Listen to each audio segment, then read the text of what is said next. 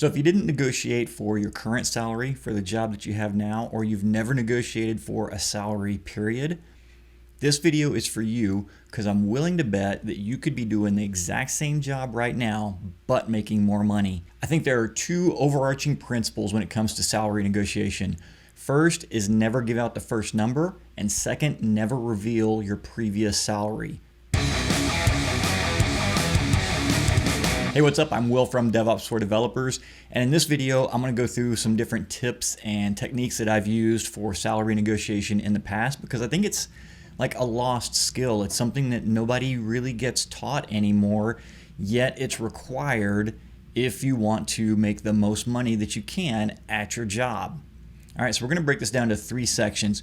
We've got the prep section where you get ready to negotiate, the negotiation section itself, and then just some general communication tips for the negotiation and before and after that process. So when you're getting ready to negotiate, and this applies for any type of salary, any type of negotiation period, we're talking about salary specific here, but it really can be applied to anything. So you have to know what the market value is, right? If you're applying for a specific job, you need to go do the research and figure out what the average salary range for that position is, and then picture yourself at the top of that range. You also have to know what, for lack of a better term, your FU number is, and that's the number that is the absolute bare minimum that you want to accept to do this job. And whenever you get to that number, or whenever the negotiation comes in below that number, you have to promise yourself that you're gonna walk away and go find some place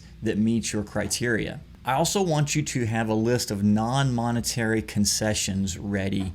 Now, we'll get into this a little bit later in the video, but what I'm talking about here is once you get to the monetary or the salary range part of your negotiation, if it's not where you want for money, you can start asking for other things to negotiate for. And I'm talking about things like ask for a new laptop or a specific type of laptop, ask for extra vacation days, or one of the things that I really like is ask for a monthly mentoring meeting with the CEO or the CTO, right? And this is a great negotiating tool because it costs no one at the company money.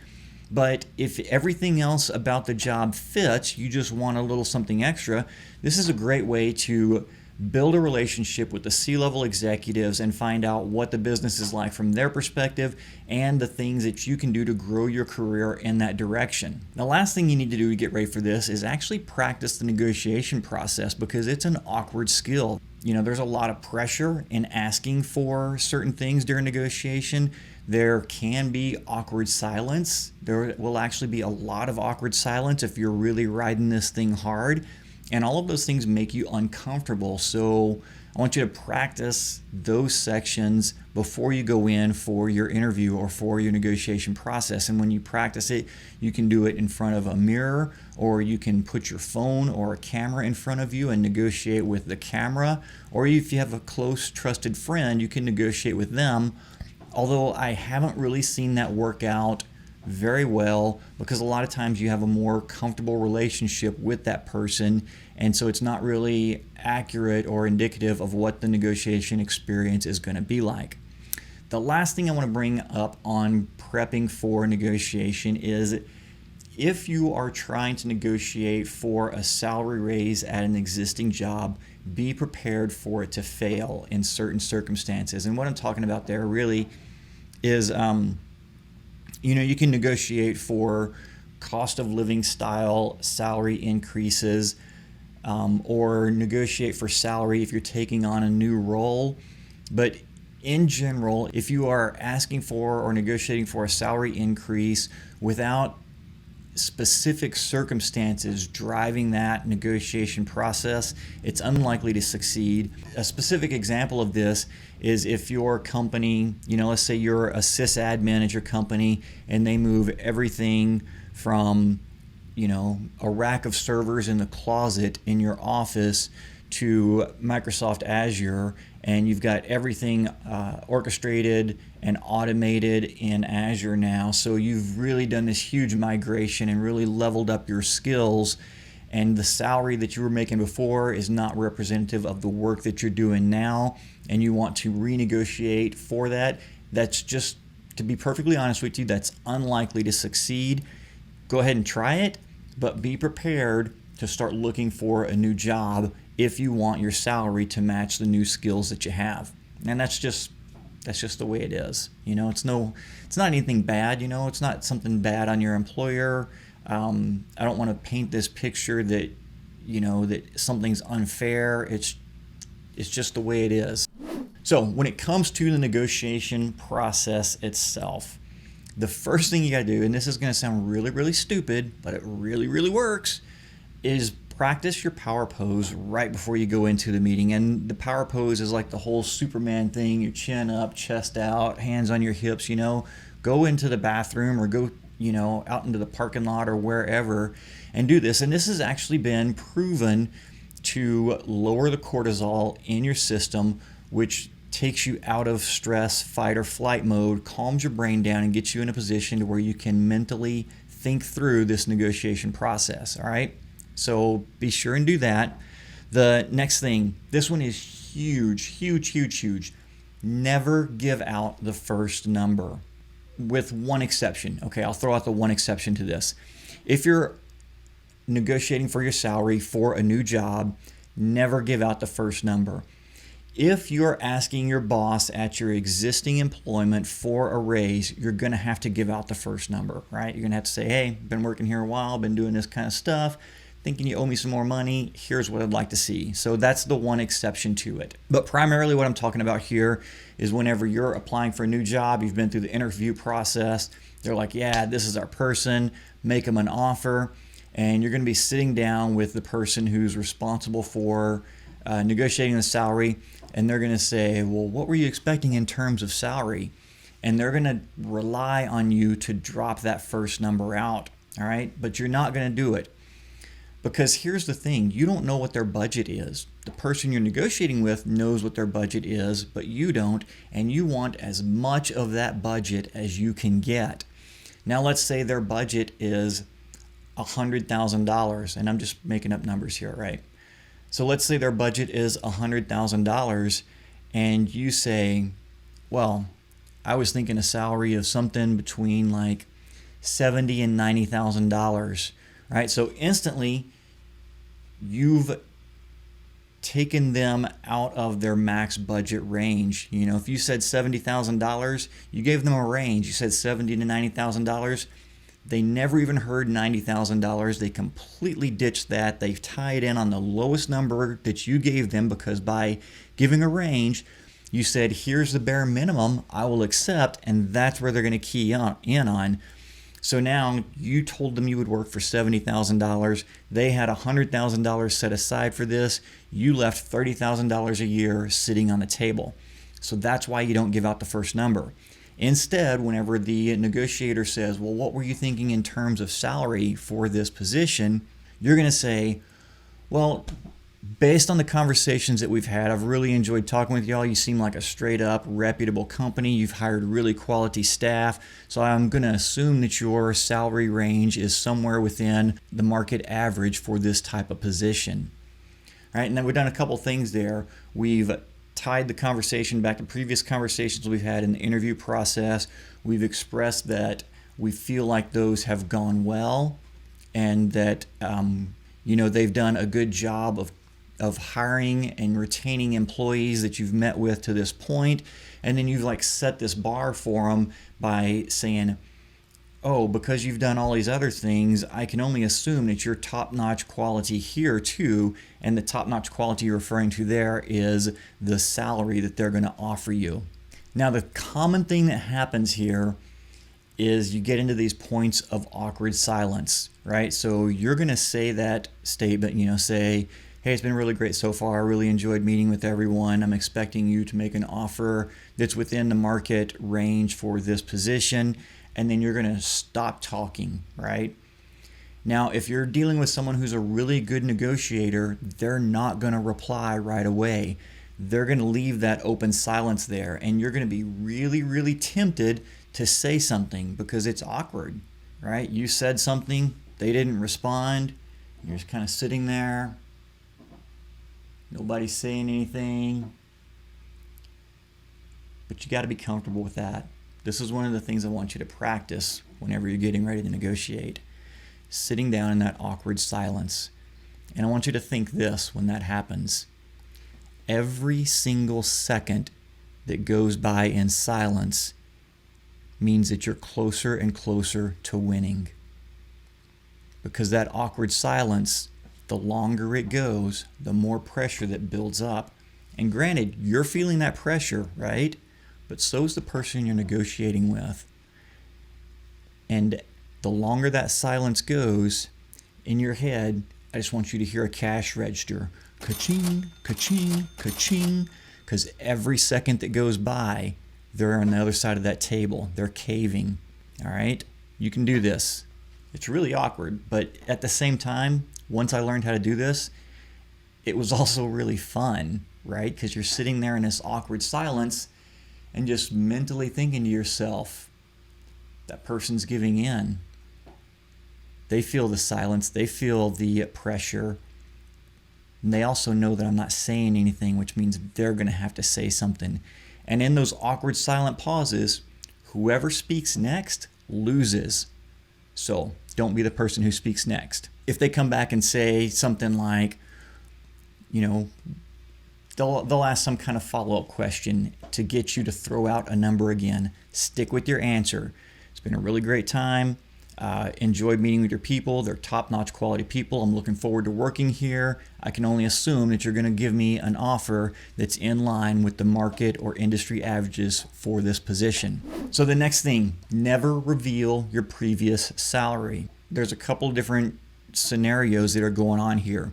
If this is your first job in this industry, if previously you were doing something completely different, like working at a car dealership selling cars, and now you're applying for a DevOps job or something, completely off the wall like that, the two salaries don't even make sense, right? The two comparisons aren't even relevant to each other.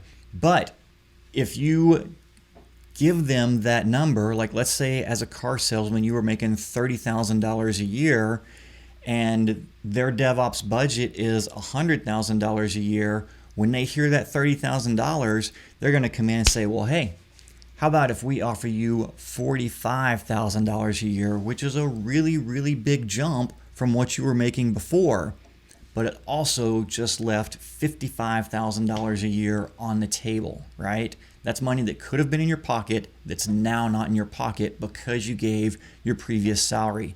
Now, in some states, it's actually illegal for them to ask about your previous salary. In others, it's not. In any instance, it's not relevant, right? And so whenever they ask, if you live in a place where they are allowed to ask about your previous salary, whenever they ask, just come up with something and say, and this is one of the things you're going to want to practice ahead of time, right? Say, well, the industry I was working in was not representative of the type of skills that I've built and prepared to come work at this job. Or even if you were in the same type of industry before, let's take the example I gave earlier where you were working as a sysadmin, migrated to the cloud, and so now you've got all of these new skills and you want to get paid for using those new skills, not paid for managing the server in the closet that you're currently getting paid for. You want to address that and say, well, the position I had previously wasn't leveraging the new skills that I have that I will be using to provide value and benefit for your company and your team. Right? So you want to address their concerns without giving the number. Now, this thing applies to recruiters as much as possible as well. Right? And I'm not going to bash on recruiters. I've gotten some really great jobs from recruiters, but I want you to understand recruiters are there, they're working with you, they're learning all about you, but who is paying the recruiters? The company that's going to hire you, right? Recruiters get paid whenever some company that's working with that recruiter gets paid, and they get paid by that company, not by you. So just by following that, where are the interests for our recruiter? They're with the client. They're with the company that you're applying for, right? So while the recruiter is helpful, can be advantageous, they cannot be considered in your circle of trust. So the next thing is, don't be afraid to say no. And again, when you're doing your prep work, I want you to practice saying no. And then that's also why we wrote down our fuck you number before we got into this, because when you're in there in the office negotiating and they drop out this number, you're going to be excited. You're going to be thinking about the opportunity. And if you're dealing with a good negotiator, they're going to paint that opportunity. They're going to, show you all the free candy in the break room and show you your cool desk, and the video game room. And they're going to do like all this stuff to build up hype. And then they're going to drop in that lowball number, but you're going to be thinking about the hype, right? So that's why you've got to have that number in there ahead of time, so that you know what the dollar number is where you have to say no. And you made a promise to yourself to say no. Now, when that happens, you don't want to just like drop it out and say, no, fuck you, or whatever. This is actually where the negotiation process starts. They're going to lowball you on a number. And you're going to thank them for that number, as weird as it sounds. You're going to say, thanks, man. I really appreciate you making the offer and thinking enough of my skills to consider me for this position.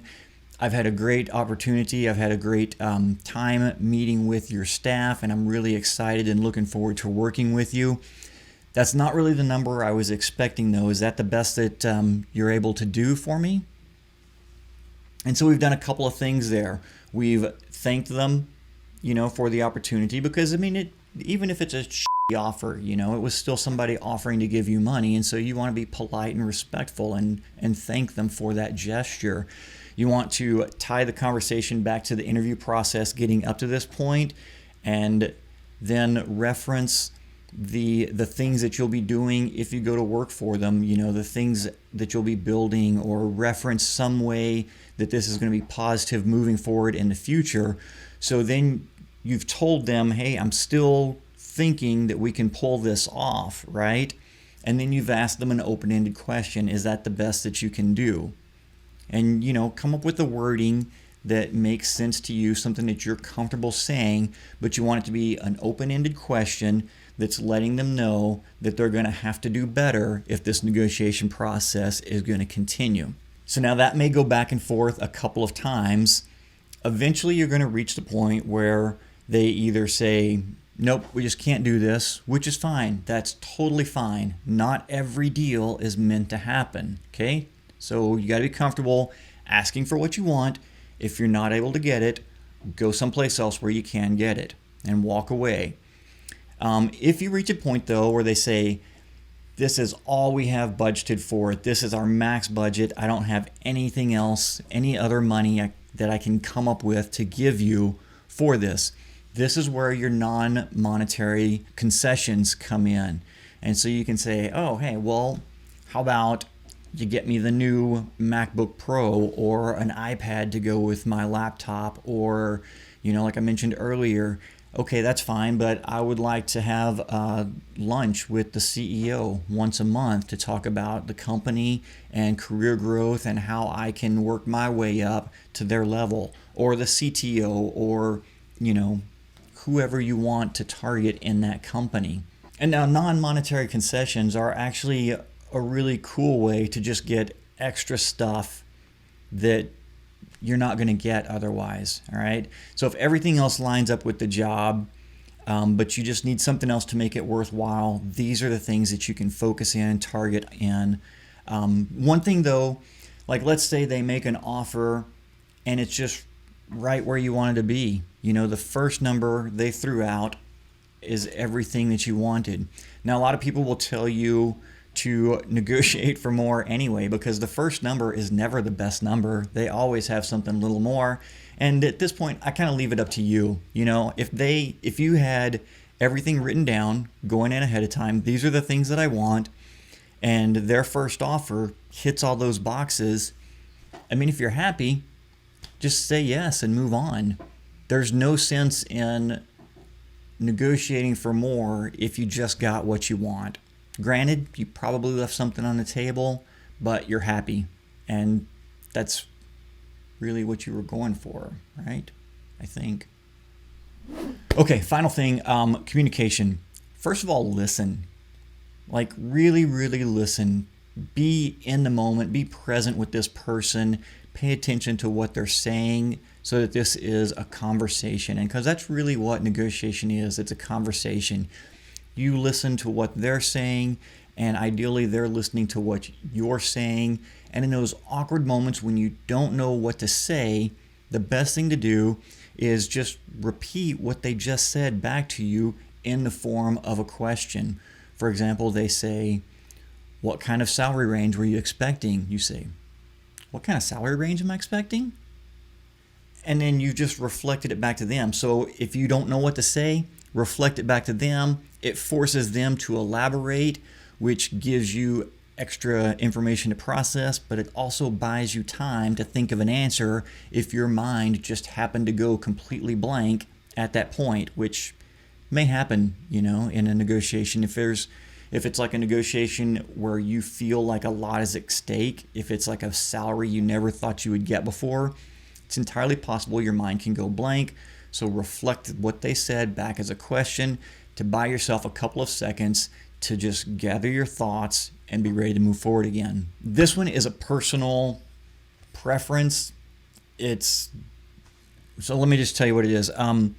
Never negotiate over email or text message, right? And I know that this happens, but for your benefit, for you to get the most out of this, I'm going to tell you never negotiate over email or text. Ideally, don't even do it over the phone. You want to do it face-to-face or over video conference, because things like tone of voice, inflection of words, body language, eye contact, those all give you information into what the negotiator's thinking. And in a text or an email, you can't get that information back. So there's so much of the communication process that's lost whenever you're focused on written words. Maybe if you're, Ernest Hemingway or Stephen King, you can convey emotions through words. The other 8 billion of us on this planet can't. So you're going to be missing out on something if you're trying to negotiate using words and not spoken language and body contact or visual clues. And the last one that I'm going to bring up in this video, I've already touched on it, but don't fear the silence or the stillness. Those awkward pauses, just remember, that's the sound of the cash register chinging. That means that you are causing them to rethink their whole strategy, and they're coming to your side of the thinking. And that's also just like a great way to stall if you don't know what to say. When someone asks you a question, if you don't know what to say, don't feel that pressure that you have to respond. Either reflect their statement back to them in the form of a question, or just say, and then use that time to think. There's no harm in that. I think a lot of us feel this pressure. Oh shit, they asked me a question, I got to answer. No, you really don't. You can sit there and think. It's perfectly acceptable to think. We're talking about your salary here. We're talking about a place that you're going to be working for years. This is a big decision. So it's okay to stop and think. All right, man. I hope that was helpful. If you have questions, comments, leave them in the comments section down below. Would love to hear your thoughts on this, and I'll see y'all in the next video.